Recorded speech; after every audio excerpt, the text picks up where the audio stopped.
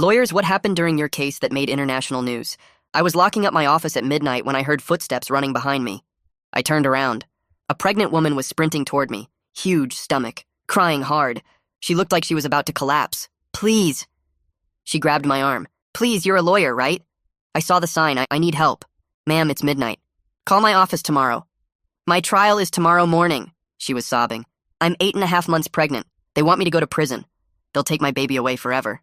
I stopped. What's the charge? Armed robbery. I stole baby formula and diapers from a store. I'm homeless. I had a gun. I was desperate. She could barely breathe.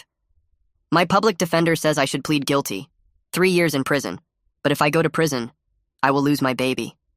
He's the only thing I have to live for. I looked at her stomach, then at my watch. The trial was in 9 hours. What's your name?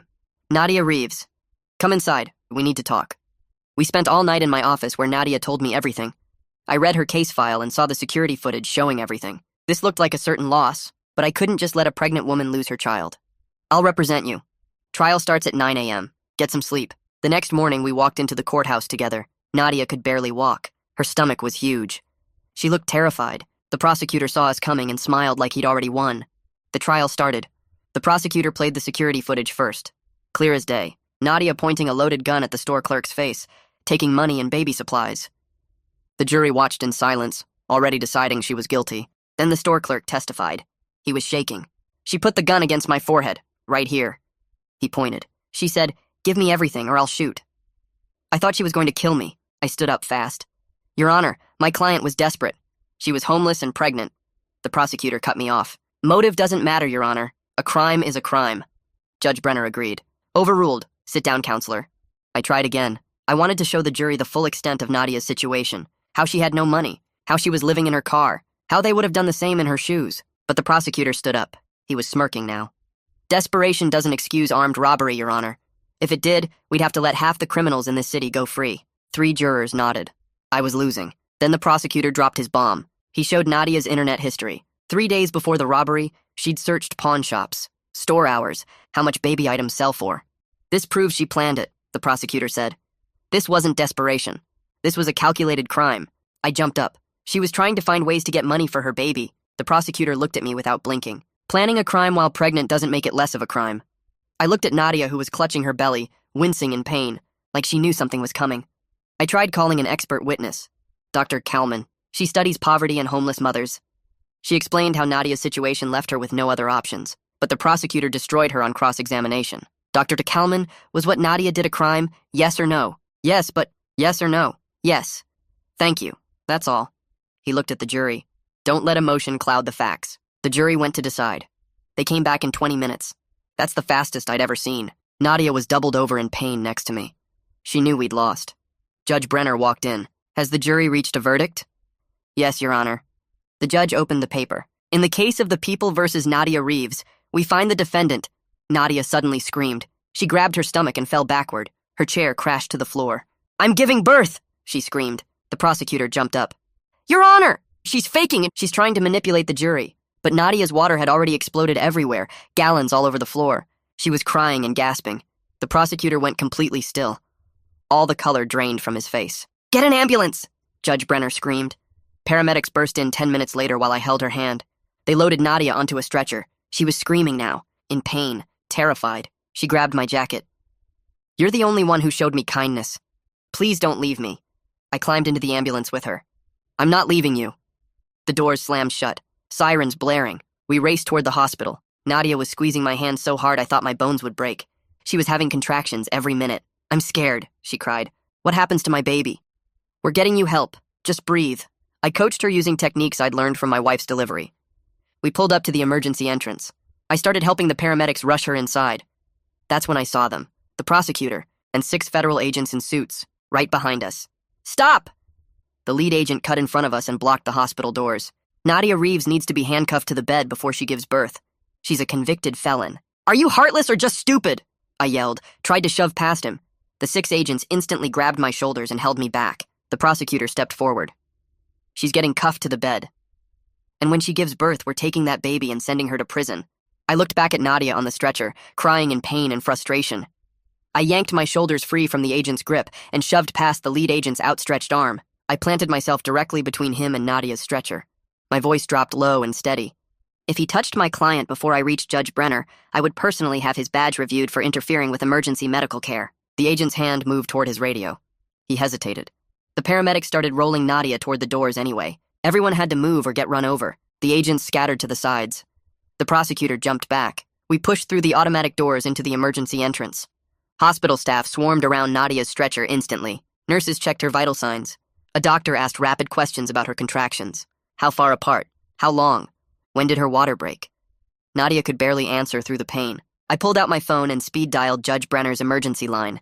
My hands were shaking. The prosecutor followed us inside with his phone already out. He was clearly calling his own people for backup. The 6 federal agents formed a wall near the automatic doors. They positioned themselves like they were guarding a maximum security prisoner instead of a woman in active labor. Judge Brenner answered on the 4th ring. His voice sounded tired and annoyed. It was past midnight. I explained fast. My client went into active labor before the verdict was read. Federal agents were demanding she be shackled to the hospital bed during delivery. His tone changed immediately. It got sharp and focused. He told me he was issuing a verbal order right now. No restraints were to be used until he could hold an emergency hearing in the morning. He wanted the prosecutor on the line in 60 seconds to confirm he heard it. A nurse started rushing Nadia through double doors toward the labor and delivery unit. I had to jog to keep up. I was still on the phone with Judge Brenner. I hit the speaker button so the prosecutor could hear. The prosecutor's jaw was tight. He acknowledged the judge's temporary order. But he immediately started arguing. Nadia was a flight risk. She needed some form of custody supervision even during labor. Judge Brenner cut him off. Medical emergency took priority. We could discuss supervision after the baby was born safely. The call ended. We reached a triage room. A doctor was already inside waiting. She introduced herself as Dr. Beckwith. She immediately began checking Nadia.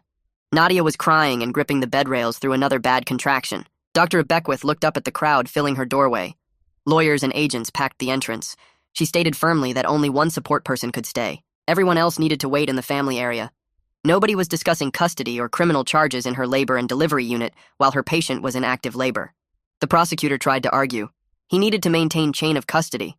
Dr. Beckwith cut him off with the kind of voice that came from delivering babies for 20 years. Her patient's medical safety was the only custody she cared about right now. I stayed in the room as Nadia's attorney and support person. Hospital security firmly walked everyone else to a waiting area. I could see the agents through the window. They positioned themselves outside the unit entrance like guards. Dr. Beckwith checked Nadia's progress. Contractions were coming every 3 minutes now. The baby was coming fast, probably within the next few hours. That meant we had almost no time to handle the legal nightmare waiting outside those doors. I pulled out my phone and started texting. Jude Adkins was a colleague who handled family law and emergency custody cases. I needed backup the moment this baby was born. Child Protective Services would get involved immediately. Between contractions, Nadia grabbed my hand hard. She asked what was going to happen to her baby. Her eyes looked wild. The fear in them cut deeper than any physical pain she was feeling. I told her honestly. I didn't know yet, but I was going to fight hard to keep them together. I already had people working on emergency motions to prevent immediate separation. My phone buzzed. Jude texted back within minutes. He was awake now, already drafting an emergency writ to block any attempt to remove the baby without a proper custody hearing. He was also reaching out to a program director he knows, someone who runs a home for mothers in legal trouble. His quick response steadied me. I focused back on Nadia. She needed someone to breathe with her through the next contraction, not someone panicking about legal strategy. Dr. Beckwith finished her exam. She announced that Nadia was moving faster than expected. Then she turned to me and spoke quietly. She had seen cases like this before, cases where the system tried to separate mothers and newborns right away. She wanted me to know something. She would write whatever medical orders were needed to protect the health of both her patients. Her unexpected support gave me the first real hope I had felt since we left the courthouse. I thanked her. Nadia squeezed my hand hard enough to leave marks. A nurse pushed through the door looking worried. She said there were federal agents outside demanding to speak with Dr. Beckwith about security protocols for the prisoner. Dr. Beckwith's face went hard in a way that made me glad she was fighting for us instead of against us. She walked straight into the hallway, and I heard her voice carry back through the open door. She was explaining in exact medical terms that shackling a woman during active labor increased risks of injury to both mother and baby. She said it violated every standard of care for pregnant patients. Her voice got sharper when she added that if anyone tried to override her medical judgment, she would document it as patient endangerment in the official hospital records. I heard one of the agents try to interrupt, but Dr. Beckwith cut him off. She told them her patient's safety was her only concern right now, and they could either wait in the family area or leave the hospital entirely. Nadia was breathing hard through another contraction. She looked at me with scared eyes and asked if they were going to put chains on her. I told her no. Dr. Beckwith wasn't allowing it. The contraction passed and Nadia relaxed slightly against the pillows. Then the prosecutor appeared in the doorway. He looked frustrated and tired. He said we needed to discuss custody arrangements now before the baby was born, because CPS would need to be notified and present for the delivery. I stood up fast and walked into the hallway to keep the argument away from Nadia. I told him we could coordinate with CPS, but any discussion about removing a newborn from its mother needed to wait for proper legal process. This wasn't the place to make those decisions. He stepped closer and lowered his voice. He said Nadia was about to be a convicted felon facing prison time. The state had an obligation to protect the child from an unstable situation. I felt anger flash through me but kept my voice level. I told him she hadn't been convicted of anything yet because the verdict was never actually read. That meant legally she was still presumed innocent until a judge entered the verdict. The prosecutor's expression changed slightly. His eyes narrowed like he was running through the legal procedure in his head. He realized I was right about the technical status. The jury had reached a verdict, but Judge Brenner never officially entered it into the record before Nadia went into labor. He stepped back and pulled out his phone. He said he needed to make a call. I ducked back into the room to check on Nadia. She was gripping the bed rails through another contraction. Dr. Beckwith was monitoring the baby's heartbeat on the screen. My phone buzzed in my pocket. It was Jude calling. I stepped back into the hallway and answered. Jude told me he had just filed an emergency motion with family court requesting a hearing before any custody decisions were made. He said he also confirmed that someone named Clementina Rutledge, who runs a mother and baby residential program, had a bed available. If we could convince a judge to allow supervised custody instead of foster placement, we had a real option. I felt hope rise in my chest, but I knew we were still facing a huge battle. The system almost always defaults to separation in cases involving mothers who might go to prison. Jude said he was working on getting all the program documentation together for the hearing. I thanked him and told him to keep pushing. When I walked back into the room, I saw Nadia's face had gone pale. Dr. Beckwith was calling for additional staff over the intercom. She said Nadia was bleeding more heavily than normal. Sometimes stress caused complications during labor. 2 more nurses rushed in with monitoring equipment. They started attaching additional sensors to Nadia's stomach. I moved to stand by Nadia's head. I coached her breathing the way I learned when my wife gave birth to our daughter. I tried to project calm, even though inside I was terrified we were going to lose both the legal battle and face a medical emergency at the same time. Nadia squeezed my hand and asked if something was wrong with her baby. Dr. Beckwith told her the baby's heartbeat was still strong, but they needed to watch her closely. The next 20 minutes felt endless. Nurses moved around checking monitors and adjusting equipment. Dr. Beckwith stayed focused on the screens showing vital signs. The bleeding started to slow down gradually. Finally, Doctor. Beckwith looked up and said it was stabilizing. She pulled me aside near the door and spoke quietly. She said Nadia's stress levels were dangerous for both her and the baby. She was going to recommend a 48-hour hospital hold after delivery, regardless of any legal issues. Her patient needed medical observation. This gave us a small window of time before any custody transfer could happen. I immediately texted Jude to factor that into our emergency motion strategy. A woman in business casual clothes appeared at the door. She had a badge clipped to her belt and a folder under her arm. She introduced herself as Lila Parker from Child Protective Services. She was professional, but her voice was firm when she explained that her agency's policy required newborns to be placed in foster care when mothers were facing immediate prison time. I invited her into a small consultation room down the hall. I didn't want this conversation happening in front of Nadia. Once we were alone, I laid out our alternative plan. I told her about the supervised residential placement program. I explained that separation causes real trauma to newborns and mothers. Research showed it. The state should avoid that trauma when safe alternatives existed. Lila sat down and listened carefully. She admitted she had seen the research about mother and infant bonding. She knew separation trauma was real, but she was also bound by agency policies that put safety and stability first. I showed her the information Jude had sent me about Clementina's program. It included 24-hour supervision, random drug testing, GPS monitoring for all residents, strict compliance requirements with immediate consequences for violations. I argued this provided safety without the trauma of tearing a mother and newborn apart. Lila asked detailed questions about the program's track record. She wanted to know about security measures. What happened if Nadia violated any terms? How quickly could they intervene if problems came up? I answered honestly. The program was tough. Immediate consequences for anyone who didn't comply. But it had a strong success rate for mothers who really committed to following the rules. Lila said she would need to speak with her supervisor and review all the program details.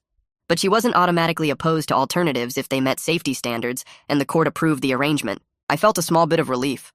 At least she was willing to consider it instead of just demanding immediate separation. We walked back toward the labor room together. When I pushed through the door, I saw Nadia was in obvious pain. Dr. Beckwith said she was approaching transition, the most intense part of labor. Nadia's face was covered in sweat. Her hands gripped the bed rails so hard her knuckles were white. But when she saw me come back in, she looked up. Her voice came out in gasps between contractions. She asked if they were going to take her baby away. I knelt down beside the bed so I was at her eye level. I told her CPS was here, but we were fighting hard for a plan that kept them together. Right now, she needed to focus on one thing: delivering a healthy baby. That was the most important thing she could do for her child. Everything else we would handle as it came. Nadia nodded and closed her eyes. Another contraction hit and she cried out. I stayed right there holding her hand while Dr. Beckwith coached her through the pushing. My phone started vibrating in my pocket right then. I pulled it out and saw an unknown number. I stepped back from the bed and answered. A woman's voice said she was calling from Judge Brenner's chambers. The judge was setting up an emergency phone hearing in 30 minutes. All parties needed to be on the line to discuss custody arrangements before the baby was born. I looked at Nadia, who was gripping the bed rails through another contraction. I told the clerk I understood and ended the call. I walked out into the hallway where the prosecutor was pacing near the nurse's station. I told him about the hearing. He nodded and pulled out his own phone to call his office. Jude texted me right then saying he was already coordinating with Lila from CPS to make sure everyone could conference in. I walked further down the hall to a quiet corner and called him back. He answered immediately and said he had all the documentation ready about Nadia's attempts to get help before the robbery. He would present it during the hearing. I asked if Clementina from the residential program could join the call too. He said he already contacted her and she agreed to participate. We confirmed the dial and number and time. I hung up and went back toward the labor room. The prosecutor stopped me in the hallway. He asked if we could agree on basic facts before the hearing started. I told him we could agree that Nadia committed the robbery, but we strongly disagreed about what should happen to her baby. He looked uncomfortable but nodded. We both knew this hearing was going to decide everything. I pushed back through the door into Nadia's room. Dr. Beckwith was positioned at the end of the bed now. She looked up at me and said Nadia was fully dilated. The baby was coming soon, maybe within the hour. Nadia's face was red and covered in sweat. She was breathing hard between contractions. Another one hit, and Dr. Beckwith told her to push. Nadia grabbed the bed rails and pushed with everything she had. Her scream filled the room. I moved to her side and took her hand again. She squeezed so hard I felt my bones grinding together. The contraction ended and she fell back against the pillows, gasping. She looked at me with exhausted eyes. I told her about the emergency hearing. I said I needed to be on the phone in about 20 minutes to fight for her baby's custody. She nodded, and another contraction started building.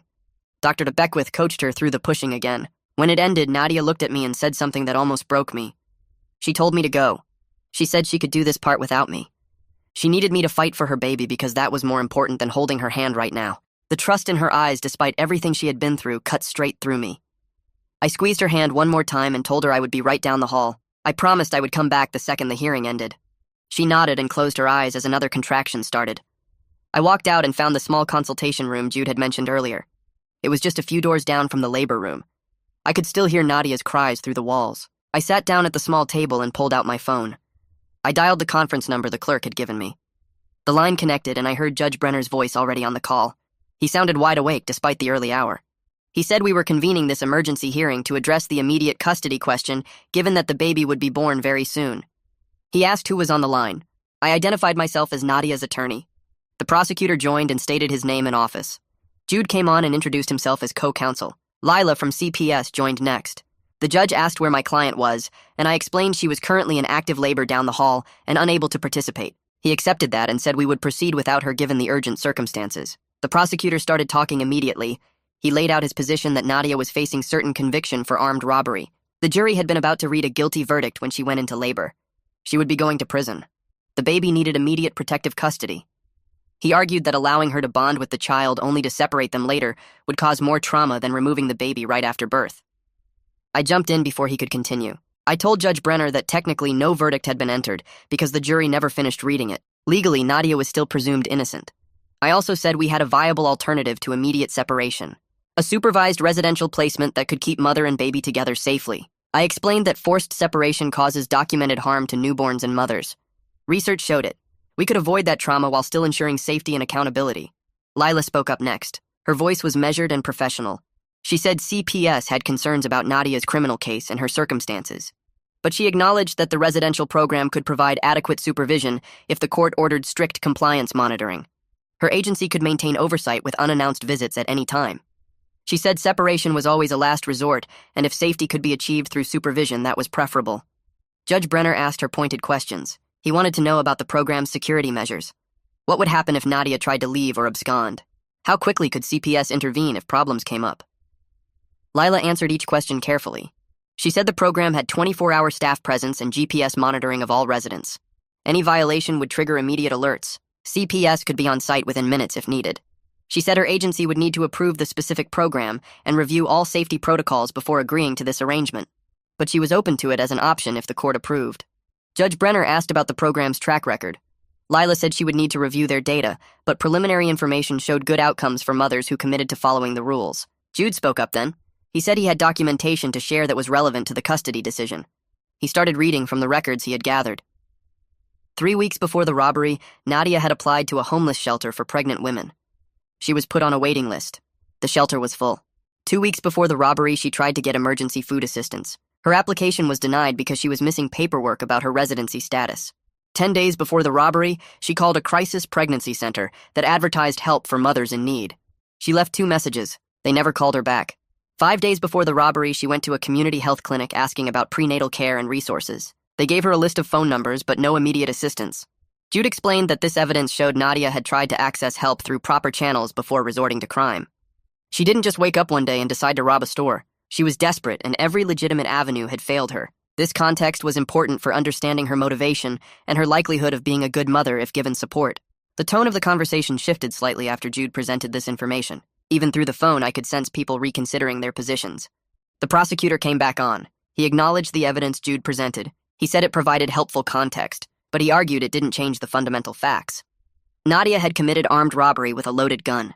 She pointed that weapon at another human being's face and threatened to kill him. The store clerk was genuinely scared for his life. He suffered real trauma from that experience. The prosecutor said accountability was necessary regardless of Nadia's circumstances. Judge Brenner spoke up then. He said he agreed that accountability was important, but the question before him right now wasn't what punishment Nadia deserved for her crime. That would be decided in the criminal case. Right now, he needed to determine what served the best interests of the child who was about to be born. Those were 2 separate questions. He asked the prosecutor directly whether removing a newborn from its mother immediately after birth truly served the child's interests, or whether it was really about punishing the mother. The prosecutor was quiet for a moment. Then he said his office's position was that children need stable environments, and mothers facing prison cannot provide that. Judge Brenner said that was a fair point, but didn't answer his question about immediate separation versus supervised placement. A new voice joined the call. Clementina introduced herself as the director of the residential program. She thanked the judge for allowing her to participate. She started describing how her program worked. She explained that mothers lived in supervised apartments within a secure facility. There was 24-hour staff presence on site. All residents had to attend mandatory counseling sessions twice a week. They took parenting classes 3 times a week. They participated in group therapy. They received job training assistance to help them prepare for independence. Every resident wore a GPS ankle monitor that tracked their location at all times. Staff could conduct random home visits without warning. Any violation of the rules resulted in immediate consequences, up to and including removal from the program. Clementina said she had reviewed Nadia's case file that Jude sent her. She was willing to accept Nadia into the program immediately after hospital discharge if the court approved. But she wanted to be clear this was a chance to prove herself, not a guarantee of keeping custody. Nadia would need to demonstrate full compliance with every requirement. Any failure would result in the baby being removed. Clementina said her program had a strong success rate, but only for mothers who were truly committed to following the structure. The prosecutor spoke again. He raised concerns about costs. He asked who would pay for this program. Taxpayers shouldn't have to fund housing for criminals. Clementina responded calmly. She explained that her facility was funded through a combination of private grants and sliding scale fees based on ability to pay. Mothers who had income paid a portion. Mothers who had nothing paid nothing. Nadia would qualify for the no-cost tier given her current circumstances. The program didn't rely on taxpayer funding. Judge Brenner asked whether the program could accommodate a mother who might be facing additional court dates and legal obligations. Clementina confirmed they worked with the court system regularly. Residents often had probation requirements or ongoing legal cases. The program ensured compliance with all legal obligations. Transportation to court dates was provided. Staff attended hearings when needed. She said the structure was designed to support mothers in getting their lives together while meeting all their legal responsibilities. Through the consultation room wall, I suddenly heard a sound that made my whole body freeze. A baby crying, high-pitched and strong. My heart stopped for a second before my brain caught up. Nadia had just given birth. Right then, while I was on this phone call, Dr. Beckwith's voice carried down the hallway saying it was a boy. The weight of this hearing crashed down on me all over again. We weren't talking about hypothetical situations anymore. There was a real child who had just entered the world. A real baby boy who needed his mother. The crying continued, and I realized everyone on the phone call could hear it too. The line went completely silent for a moment. Judge Brenner spoke, and his voice was different now. Quieter, more serious. He said he could hear that the baby had been born. He paused for another few seconds. Then he said he was going to issue a temporary order right now. The baby would remain with Nadia in the hospital under the 48-hour medical hold that Dr. Beckwith had recommended. CPS would be present for monitoring during that time. He was scheduling a full hearing with all parties present in his courtroom in 36 hours. At that hearing, he would make a final determination about custody. He wanted detailed proposals from everyone about supervision plans, safety measures, and contingency plans if problems arose. He told the prosecutor to coordinate with CPS. He told me and Jude to work with Clementina on a comprehensive placement plan. He said everyone should be prepared to present their best arguments in 36 hours because he would be making a decision that would affect this child's entire life. The judge warned us that he expected professionalism and thorough preparation. Then he ended the call. I hung up and ran down the hallway toward Nadia's room.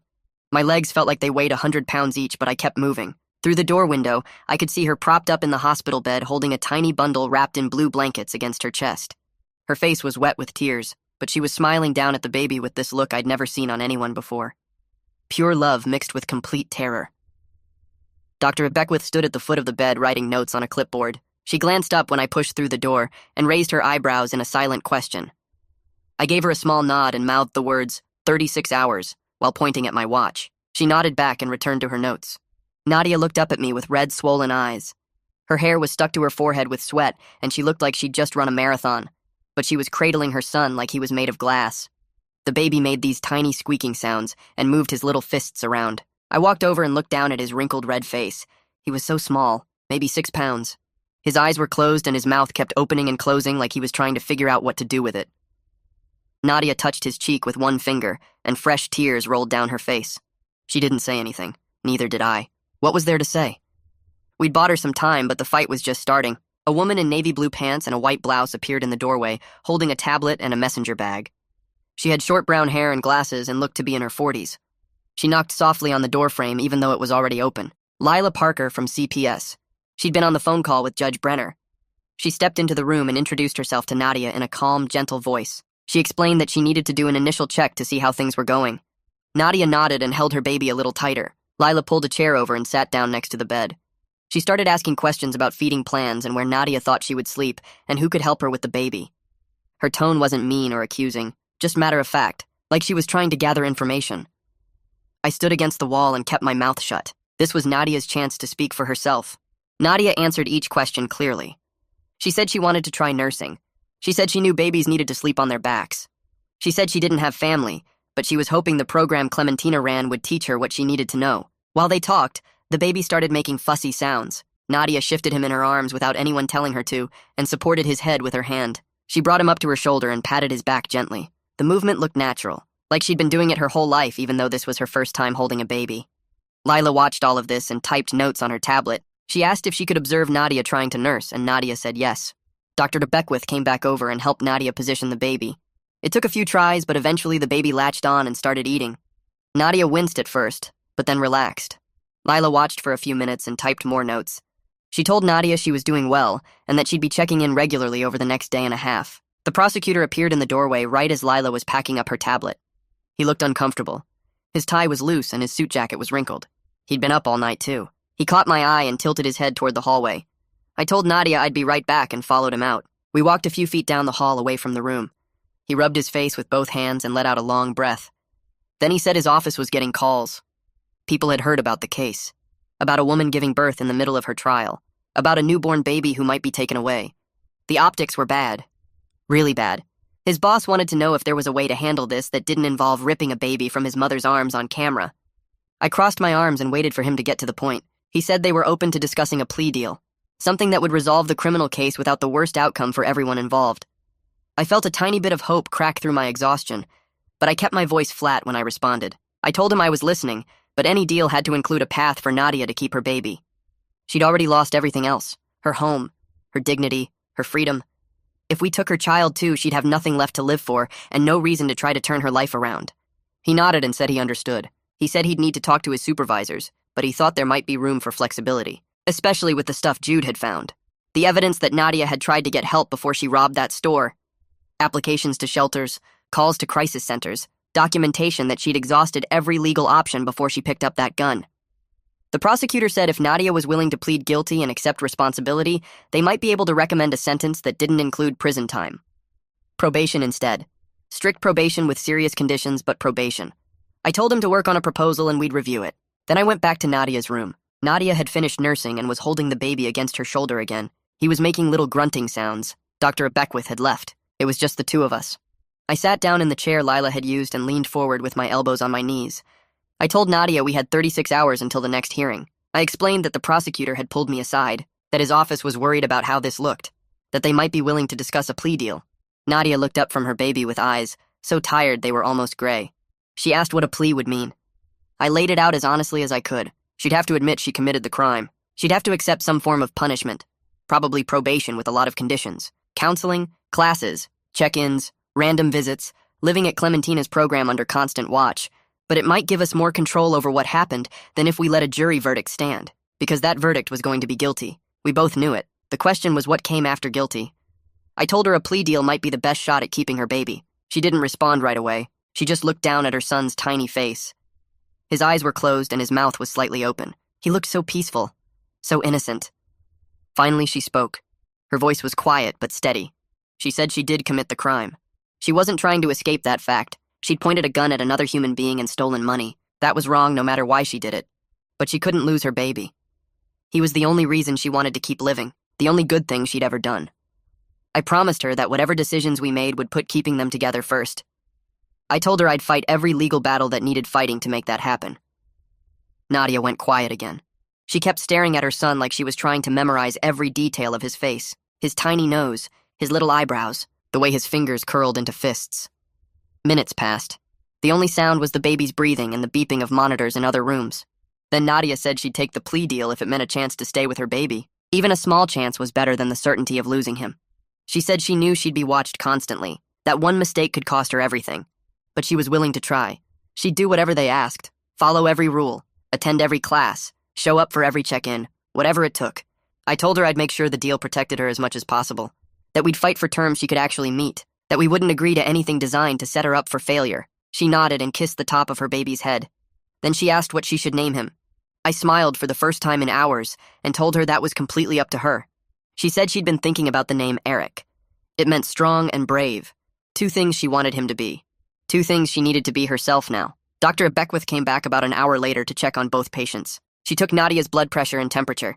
She examined the baby and weighed him. She said they were both doing well considering everything they'd been through. Stable vitals, good recovery. The baby was nursing well and Nadia's bleeding was normal. Then she pulled me aside into the hallway. She told me she was writing detailed medical notes about the importance of keeping mothers and babies together right after birth. The research was clear. Separation caused stress for both of them. It could interfere with nursing, with bonding, with the baby's development. She said she was documenting everything with an eye toward it being used in court. She wanted to make sure if anyone tried to separate them, she'd have medical grounds to argue against it. I thanked her for going beyond just providing medical care, for being an advocate when Nadia needed one. She said she'd seen too many cases where the system made decisions based on policy instead of what was actually best for the child. She wasn't going to let that happen if she could help it. Then she went back to check on another patient. My phone buzzed in my pocket, my wife's name on the screen. I'd been gone all night without much explanation. I stepped into an empty consultation room down the hall and answered. She asked where I was and if I was okay. Her voice had that edge it got when she was trying not to sound worried, but definitely was. I told her I was at the hospital, that the pregnant client I'd mentioned had gone into labor during her trial, that I'd stayed with her through the delivery, that we were now in the middle of a custody fight with CPS and trying to negotiate a plea deal with the prosecutor. There was silence on the other end for a few seconds. Then she asked if I was getting too involved. If I was crossing lines I shouldn't cross. She knew me well enough to know when a case was getting under my skin. I didn't have a good answer. She said she was worried about me taking on too much, about letting my emotions drive my decisions instead of my professional judgment, but her voice was soft when she said it. She knew this case had hit something deep in me, something related to when she'd had complications during labor with our first kid. How scared we'd both been, how vulnerable new parents felt, how easy it was for everything to go wrong. I admitted I was probably more involved than I should be, that I'd let this case become personal. But I told her I couldn't walk away from a woman who'd asked for help at midnight and was now fighting to keep her newborn baby. I'd made a promise to stay with her and I was going to keep it. My wife sighed. Not angry, just resigned. She said she supported me. She always did, but she reminded me to take care of myself too. that I couldn't help anyone if I burned myself out completely. She told me to eat something, to sleep if I got the chance, to remember that I was human and humans had limits. I promised I'd try. We said we loved each other and hung up. I stood there for a minute staring at the wall.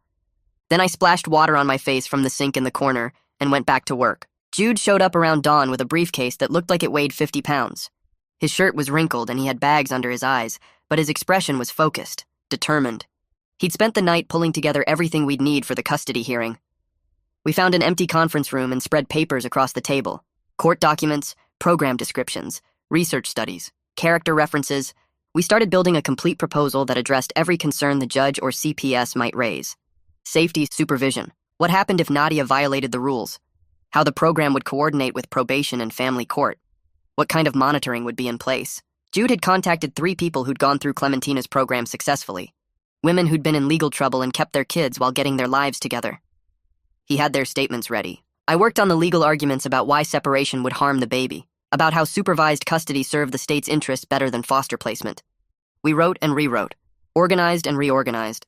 By the time the sun came up through the window, we had a proposal that covered everything. Now we just had to hope it was enough. The prosecutor walked into the conference room around 10 in the morning with an older man in an expensive suit who introduced himself as the district supervisor. They sat across from me and Jude at the long table, spreading out files and legal pads like they were setting up camp. The prosecutor started talking about a plea deal, attempted robbery with a firearm enhancement, time served plus probation, residential placement, counseling, money paid back to the store clerk, regular meetings with probation officers and CPS workers checking in constantly.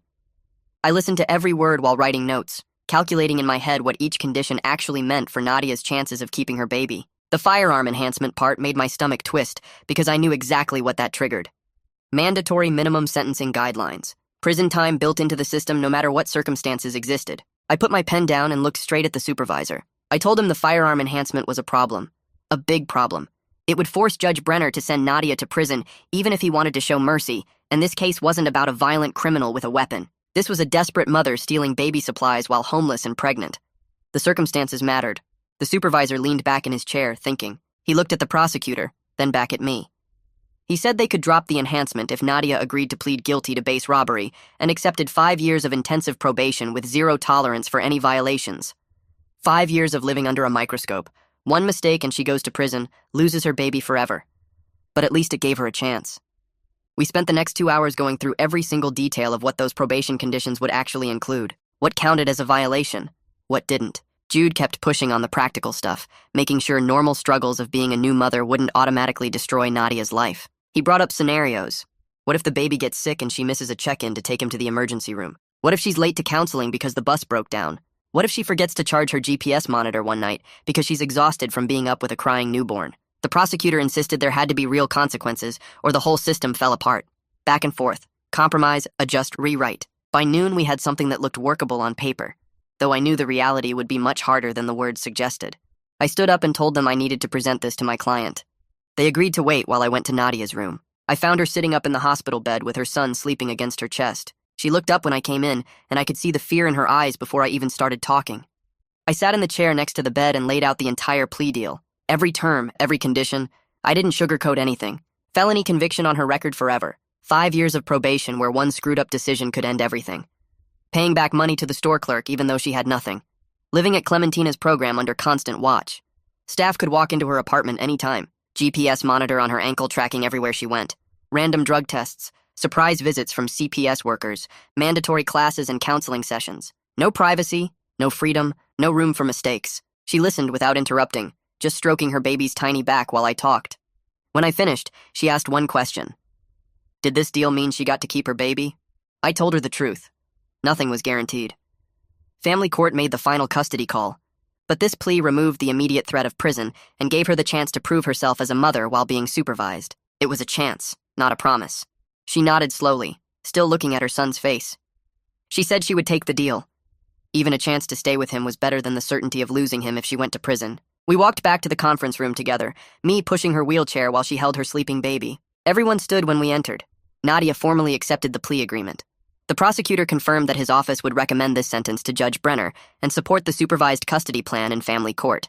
I was surprised by how cooperative he was being, but I think seeing the newborn baby made everyone want to find a solution that didn't involve tearing a mother and child apart. That afternoon, we set up a video conference from Nadia's hospital room. I positioned a laptop on the rolling table while Nadia sat propped up in bed holding her son. Judge Brenner appeared on the screen from his chambers, looking serious. He reviewed the plea agreement carefully, reading through each page while we waited in silence. Then he looked directly at Nadia through the camera and asked if she understood what she was agreeing to. He asked if anyone had forced her or threatened her into accepting this deal. Nadia spoke clearly despite looking exhausted. She said she understood all the terms. She was accepting responsibility for what she did.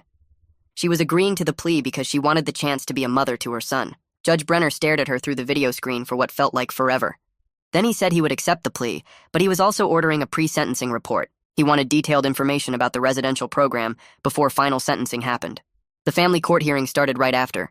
Judge Conway appeared on screen from his chambers, a different judge with a different focus. Lila presented CPS's evaluation. She explained that while significant concerns existed about Nadia's situation, the residential program offered enough supervision. Her agency was willing to support a trial period of supervised custody with strict monitoring. Then Clementina joined the video call and started describing her program's daily structure. Mandatory parenting classes every morning, individual counseling twice a week, group therapy sessions, job training help, staff watching everything 24 hours a day. She explained that mothers lived in small apartments inside the facility, but staff could enter any time for welfare checks. Every resident wore a GPS monitor that sent alerts if they left approved areas. The structure was rigid, the supervision was intense, but it kept mothers and babies together while ensuring safety. Judge Conway leaned closer to his camera, and his expression turned serious. He asked what happens if Nadia breaks the program rules or if CPS decides the baby is unsafe. Clementina explained that staff can remove the child immediately if safety gets compromised. She said law enforcement helps if needed. The judge nodded slowly, and then looked directly at Nadia through the video screen. He asked if she understood this was her only chance. He asked if she knew that any violations would mean losing custody. His voice was firm, but not mean. Nadia pulled her son tighter against her chest. She looked straight into the laptop camera, and her voice cracked when she spoke. She said she understood completely. She promised to follow every single rule and requirement. She said her baby was the only thing that mattered to her now. Tears rolled down her face, but she kept looking at the judge. I watched Judge Conway's face soften just a little bit. He saw how much she loved her child. The judge said he needed 15 minutes to think about his decision. The video screen went blank, and we all sat in silence. Nadia was shaking. I put my hand on her shoulder and told her she did good. The waiting felt like hours, even though it was only 15 minutes. Then Judge Conway's face appeared back on the screen. He said he was issuing a temporary custody order. Nadia could keep her son, but only if she went straight to Clementina's program when the hospital let her go. She had to follow all program rules. She had to do weekly check-ins with CPS. She had to allow surprise home visits anytime. He scheduled another hearing in 60 days to see how things were going. He made it very clear that he could change this order right away if problems came up. The relief hit everyone in the room like a wave, but it was mixed with fear because we all knew Nadia was now living under a microscope. One mistake and she would lose everything. Dr. Beckwith came in after the hearings ended. She checked on Nadia and the baby. Then she pulled me aside and spoke quietly. She said she was proud of what we accomplished. She told me she had seen too many cases where mothers and babies got separated when supervision could have kept them safe together. Her words meant a lot coming from someone who dealt with these situations all the time. That evening, I sat in a chair next to Nadia's hospital bed while she fed her son. We talked about what the next few months would look like. She was scared, but I could see the determination in her eyes. She asked if I would still be her lawyer through the probation period and all the family court reviews. I told her I would be there as long as she needed me, but I also explained gently that the hard work of proving herself would fall on her shoulders. I could only help her if she did her part. She nodded and said she understood. Hospital security wrote up the incident with the federal agents in their official records. The agents finally left after Judge Brenner's orders made it clear they had no power to mess with the custody arrangement. The prosecutor stopped by Nadia's room briefly before he left. He said his office would be watching the situation closely, but he also said he hoped this arrangement worked out. He admitted that nobody wanted to see a newborn separated from his mother if it could be avoided safely. His words surprised me, but I appreciated them. 2 days later, the hospital discharged Nadia. I drove her and her son to Clementina's residential facility. The building was a converted apartment complex in a quiet neighborhood. Security cameras covered every angle. Staff offices took up the entire first floor. Clementina met us at the entrance with a warm smile. But she was also very serious when she took Nadia through orientation. She went over every single rule. She explained all the expectations. She made sure Nadia understood exactly what compliance required. She talked about consequences for breaking rules. She showed Nadia the GPS monitor she would wear on her ankle. She explained the schedule for classes and counseling sessions. Nadia listened carefully to everything and asked questions when she needed to. We took the elevator to the third floor, and walked down a hallway to apartment 3C. Clementina unlocked the door and we stepped inside. The apartment was small but clean. A crib sat in the corner donated by a local church. Basic furniture filled the space, including a couch, a small table, and 2 chairs. The kitchenette had a mini fridge, a microwave, and a 2-burner stove. Cabinets were stocked with basic food items and baby supplies. Nadia stood in the middle of the room holding her son. She looked around slowly, taking it all in. Then she started crying. She was overwhelmed by having a safe place to live after months of being homeless, but she also knew she was watched constantly. One mistake could cost her everything. A few days after Nadia moved into the facility, I got a formal letter from Bar Council. The envelope was thick and official-looking. I opened it at my desk and read through the contents carefully. The letter said my confrontation with the federal agents at the hospital entrance was reviewed. They had concerns about my aggressive behavior toward law enforcement. They suggested I may have crossed boundaries in my advocacy. They were requiring me to take remedial training on professional responsibility. My stomach dropped when I read it. I knew my actions at the hospital had been intense, but I had been protecting my clients' access to emergency medical care. I called Bar Council and scheduled a meeting for the following week. When the day came, I sat across from 2 attorneys in a small conference room. They asked me to explain what happened at the hospital. I told them the whole story honestly. I admitted that I let my emotions drive my actions in that moment. But I also explained the circumstances. I told them about Nadia going into labor, about the agents trying to block her from getting medical care, about my belief that protecting my client's health was more important than perfect professional behavior. They listened without interrupting. When I finished, they looked at each other and had a quiet conversation. Then they told me they were issuing a formal caution. I had to complete ethics training within 60 days. I accepted it as a fair result for how I handled the situation. I knew I had pushed boundaries, but I would do it again to protect a client in crisis. 2 weeks later, I sat in the courtroom for Nadia's formal sentencing hearing. The store clerk walked in wearing a button-down shirt and khakis. He looked nervous. Judge Brenner called him forward to give his victim impact statement. The clerk stood at the podium and started talking about the robbery. He described the fear he felt when Nadia pointed the gun at his forehead, how he thought he was going to die, how he still had nightmares about it weeks later. His hands shook while he spoke, but then his voice changed. He said he was a father, too. He had 2 kids at home. He didn't want to see a baby grow up without his mother if there was another way. He said he supported the arrangement that let Nadia keep her son as long as she paid him back and accepted what she did. The prosecutor looked surprised. I saw Judge Brenner nod slightly. Nadia was crying in her seat next to me, holding her baby. Judge Brenner called Nadia to stand. She got up carefully with her son in her arms. The judge looked at her for a long moment. He said she was getting an extraordinary opportunity that most people in her situation never get. Time served plus 5 years of intensive probation. All the conditions we negotiated: residential program, counseling, restitution payments, random drug tests, GPS monitoring. He told her directly that he would review her progress personally at every probation hearing. Any violation would mean immediate jail time. But he also said he hoped she would use this chance to build a better life for herself and her son. Nadia nodded and thanked him. Her voice was barely a whisper. We left the courtroom and I drove her back to the residential facility. The next morning, Nadia started her daily routine at the program. She attended parenting classes from 9 to 11. A teacher showed her how to properly hold the baby during feeding, how to check if his diaper needed changing, how to recognize different types of crying. Nadia took notes in a notebook and asked questions. After lunch, she had individual counseling twice a week with a therapist who specialized in trauma. The other afternoons she spent in her apartment with her son, while staff members walked by and checked in randomly. She was exhausted all the time. The baby woke up every 2 hours at night. She had to clean the apartment daily because inspections happened without warning. She had to attend group therapy sessions with other mothers in the program. But she showed up for everything. She never missed a class or appointment. She was learning how to care for a newborn while also dealing with everything she had been through. 3 weeks after she moved in, Lila showed up at 7 in the morning without calling first. She knocked on the apartment door, and Nadia answered holding her son. Lila walked through every room checking the living conditions. She opened the fridge and cabinets. She looked at the crib and checked the baby's clothes. She sat down and watched Nadia change a diaper and feed the baby. She asked questions about the daily schedule and wrote notes on her tablet. The apartment was clean. The baby looked healthy and well cared for. Nadia was tired but managing everything. Lila documented positive progress in her report, but she reminded Nadia that the scrutiny would continue for months. Any concerns would trigger immediate action. Nadia said she understood. A few days later, Dr. Beckwith scheduled Nadia for a postpartum checkup at the clinic.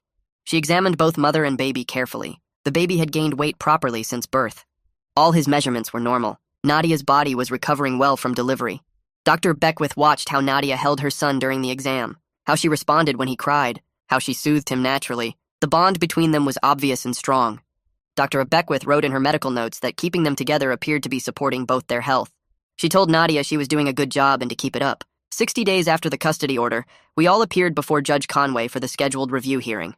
I sat next to Nadia in the courtroom. Lila presented her report first. Full compliance with every requirement. Clean apartment, healthy baby, no violations. Clementina spoke next about Nadia's participation in the program, perfect attendance, engaged in classes, following all rules.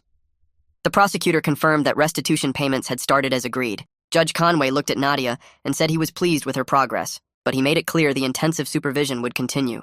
He scheduled the next review for 90 days out. All current conditions stayed in place. A few weeks later, the prosecutor showed up at a community roundtable I organized with several advocacy groups. The topic was maternal incarceration and alternative sentencing. About 30 people attended, including social workers, lawyers, and formerly incarcerated mothers. The prosecutor sat in the back at first. But when the discussion started about how the system handles pregnant women and new mothers, he raised his hand. He didn't apologize for prosecuting Nadia's case, but he talked about what he learned from it, how sometimes the standard approach isn't the right answer, how keeping families together when it's safe can serve justice better than automatic separation. We had a good conversation, professional, respectful, even though we had been on opposite sides in court. 3 months after Nadia grabbed my arm outside my office at midnight, my phone buzzed with a text. It was from Nadia. A photo appeared on my screen. Her son was smiling for the first time. His little face was bright and happy. The message said, "Thank you for believing in her when nobody else did." I texted back right away. Congratulations on the milestone. But I also reminded her that tomorrow brought another day of check-ins and compliance requirements. The work wasn't over. I sat at my desk for a minute looking at that photo. We kept a mother and baby together when the system was designed to separate them. Sometimes fighting for one person makes all the difference in the world. But I knew the next 3 months would be just as hard as the first 3. Nadia still had years of probation ahead, years of supervision and scrutiny. One mistake could still cost her everything.